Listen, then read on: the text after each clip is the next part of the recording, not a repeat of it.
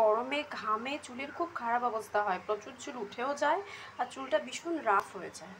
তার জন্য এই হেয়ার স্পাটা সপ্তাহে একবার করে করলে চুল ভীষণ ঘন বাড়ে এবং ভীষণ ঘন হয় তাড়াতাড়ি, চুলের গ্রোথটাও ভীষণ বাড়ে।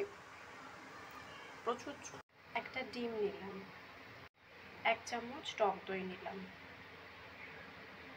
চুলের পরিমাণ অনুযায়ী আমার 2 চামচ টক দই লাগবে, 1 চামচ মতো মধু দিলাম, অর্ধেকটা পাতিলেবু দিয়ে দেবো। এই 4টে জিনিসকে ভালো করে মিক্স করব, ভালো করে মিক্স করতে থাকবো। এটা সপ্তাহে একবার করে চুলে লাগাতে পারলে চুলটা খুব সুন্দর ঘন হয় এবং প্রচুর চুল গজাতে থাকে।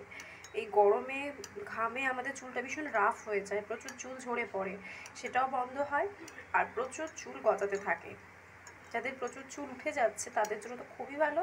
আর এটা সপ্তাহে একবার করে করলে চুলটা খুব মসৃণ থাকে, মানে এত সফট চুলটা হয়ে যায় যে পুরো একটা একটা পার্লারে হেয়ার স্পা করলে যেরকম চুলটা খুব সফট হয়ে যায় সেরকমই দেখতে লাগবে।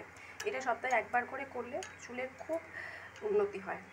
চুলের জন্য এই জিনিসটা ভীষণই উপকারী।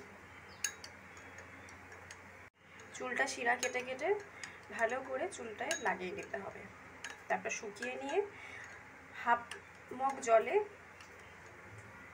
শ্যাম্পু দিয়ে ওই শ্যাম্পুটা মাথায় ব্যবহার করতে হবে।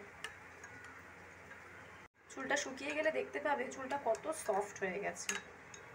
এটা একটা হেয়ার স্পা, এরকমভাবে ঘরোয়া পদ্ধতিতে এই হেয়ার স্পাটা যদি করা যায় তাহলে চুলটা খুব সুন্দর থাকে আর প্রচুর চুল গজায়। যাদের চুল উঠে যাওয়ার সমস্যা বিশেষ করে তাদের জন্য তো খুবই ভালো।